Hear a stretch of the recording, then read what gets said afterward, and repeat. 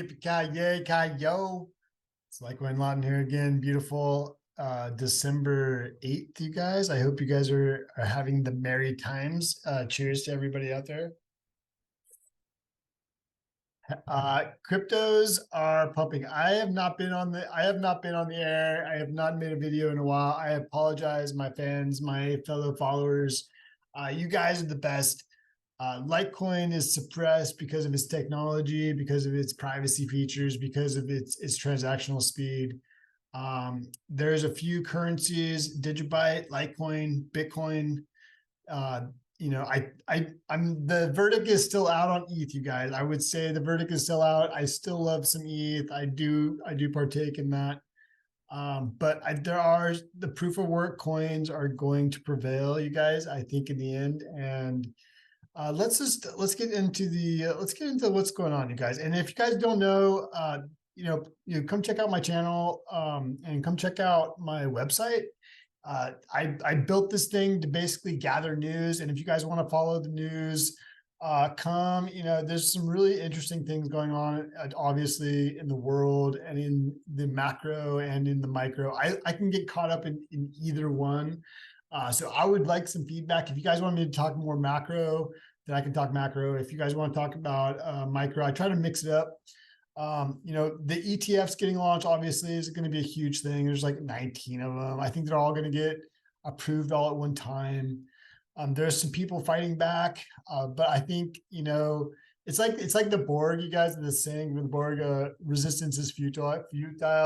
I think that's really, I really feel like that the virus is out of the bag. Pandora has opened the box. And there's no putting it back. Decentralization is a thing that the cyberpunks finally won, back in the 80s, you guys. And cryptocurrency and Bitcoin didn't just suddenly appear. It came out of this like very it's an evolution of code, right? Of evolution of programming, and people that are technical and mathematical, they understand that investing in cryptocurrency is kind of cheating, you guys, honestly, because it's based on code, right? And math. And what other asset or commodity do you know that halves every 4 years, right? So the supply and demand, if everything's about supply and demand, and the incoming supply gets cut and the demand stays the same, what happens to the price? Is basic economics 101. Like there's no, it feels like cheating, right? So it's our asset class of this generation's, this new asset class. And the quicker that people adopt, okay, and I'm sorry this screen is so bright because it is ridiculously bright, and I don't like looking at white screens. That's why all my charts are dark.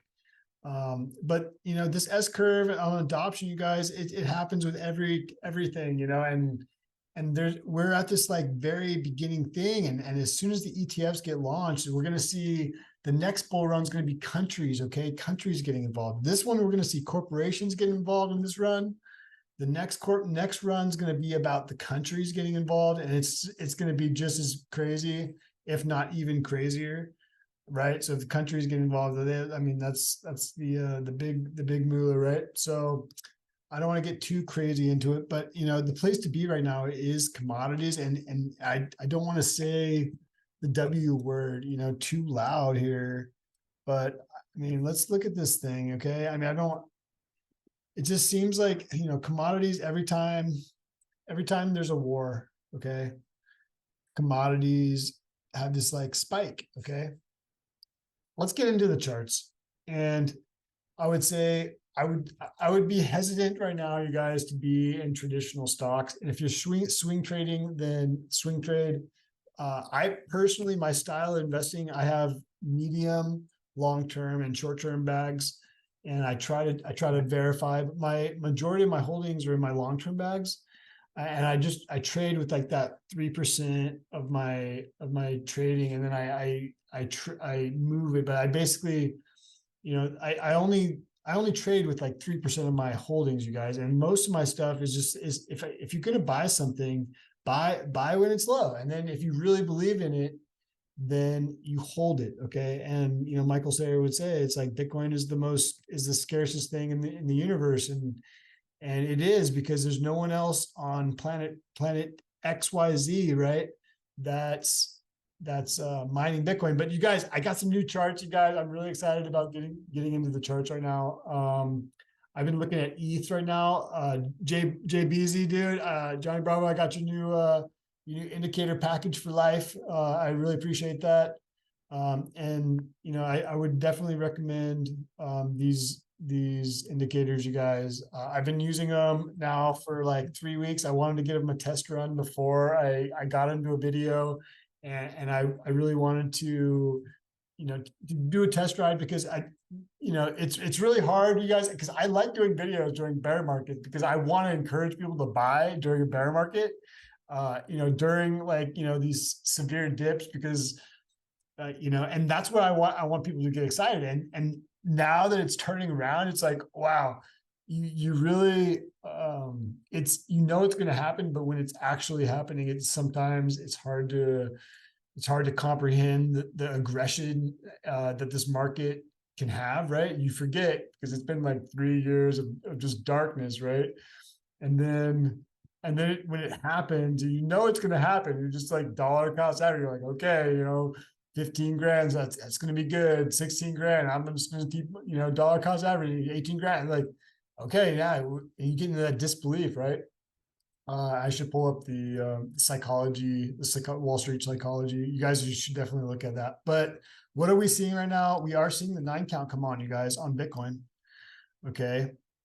We have had this pretty amazing run, and I've been trading this thing. I've been testing this thing out. I've been killing these trades, you guys, these 9 counts, and then the purple nurple, and just like the whole, if you got to be trading this thing above and we're bullish right now. Okay. So this is let's look at the daily. Let's start on the daily. Okay. So we'll zoom out. Okay. And if you guys aren't following me, there's a bunch of indicators that I'm looking at. But we are on the daily, we're starting entering in this purple zone. Okay. And the purple zone is basically like, you do not want to be buying in this zone. This is kind of like, the take profit zone. I mean, you can do these short-term trades in here, but this is basically indicating right now that we were getting overheated. And you can also see that the 9 count has come on. And so, this is basically what I think is going to happen here. Okay. I think it might be more violent. Like it might be more like that. And you can just, take out that thing. But I think we're in for a pretty, we're in for a correction here, you guys. And I think we're going to come back and test this 34, 32 zone on Bitcoin. And we know we're going to get a pullback. I believe that the Chinese New Year, the largest migration of people on Earth, I think that's going to cause a sell-off. Or Christmas. It could start before Christmas. It would be a Santa dump. That would be, it's always, the market always does kind of the opposite of what the Santa rally everybody's talking about, but this is the Santa rally. We're in that right now. And I think that the dump is going to come either like around Christmas or New Year's, or even a week into the next year. Just because of the Chinese New Year, I think the largest migration, they give the Chinese people like a certain amount of time, I think, to go travel. I'm not 100% sure on that, but I think they give them like 3 weeks or something, and everybody goes on the train and travels around. So I think that a lot of people are going to sell off right here, and you're going to see this dip. And I think this 30, I don't think we're going to get down to 30, you guys. Maybe on a wick, you're going to see 30 again, but anything less than basically 30,000, I would be on a heavy buy. And I'm dollar cost averaging basically at that 34,000, and then all the way down to like 30 again. So those are my zones, you guys, of buying. Litecoin, look at Litecoin, you guys. Litecoin, man, you guys, this is really happening. Okay. This is a pretty amazing thing that's going on. We have MACDs opening up. We have some volume coming in. We we do have the TD sequential, firing an 8 right now. So we're getting overheated. We do have a pretty heavy, let's see, what is the VPR? The VPR just changed on me. Let's let it load here. So that's 90 zone for Litecoin is a very heavy, zone. So I could see maybe a spike up, in the short term, maybe a spike up to 90, and then having that. I don't know if it's going to get up that high, you guys. I think that's probably pretty high for Litecoin. So we'll see. I think we're gonna have a pullback before 90. We might have a bounce. We might have a pump up to 90, and then I think we might have a pullback to again to probably that like 70 zone or 70 zone, or yeah, that 70 zone. So spike up to maybe 90, another retrace, maybe even back. We could even go as low as 64 again. This line right here, let's look at this. I could see this line I have, it's a kind of a long-term trend line here, you guys, on Litecoin. And so I could see a retest of basically that 55 on Litecoin. And I would be a heavy accumulator of Litecoin, anything below 60 again on Litecoin. I'm in a heavy accumulation zone, and I'll dollar cost average. I doubt this long-term trend line that goes back to like forever. It has been broken a few times here, okay, since 2018, okay, has been broken a few times. These are the halving events, so that's not like a line, but I do think we're going to break out here on Litecoin. And you can also see the Litecoin to Bitcoin chart, you guys. We're starting to pop out of this thing too. So we actually double bottom. So that's why so this is actually a double bottom. So this is really surprising that we came back in here, you guys. This is actually really bad that we came back in here. I was really surprised on this. Okay.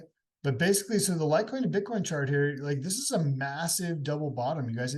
Basically, we really want this to hold right here. If this doesn't hold, then I don't know what's going to happen. Okay. So Litecoin needs to hold this level to Bitcoin, but this is basically saying that Litecoin is really ridiculously undervalued compared to Bitcoin right now. And with the privacy and with the technology that's behind Litecoin that basically differentiates it, even a test net for the most scarce commodity in the universe is a valuable thing. Okay. And I think that Litecoin's even more than that. I think that Charlie has a vision, and it's actually its track record right now in transactions is better than Bitcoin. And most people don't know that Bitcoin actually had a failed transaction early on in its creation, and Satoshi had to reset it. And then it was working after that, but it had one failed transaction, right? Litecoin has had 0 transactions. So this TD sequential right now on the Litecoin, the Bitcoin chart, this 9 count, and then we're deep in this purple right now, you guys. So the place to be is if you have a little bit of Bitcoin, you're going to be shifting it into Litecoin right now. Okay. And that's how you would basically play that ratio. ETH right now, let's look at ETH. ETH is breaking out of this ascending triangle, you guys. Okay. So this is kind of what I think that ETH is going to do.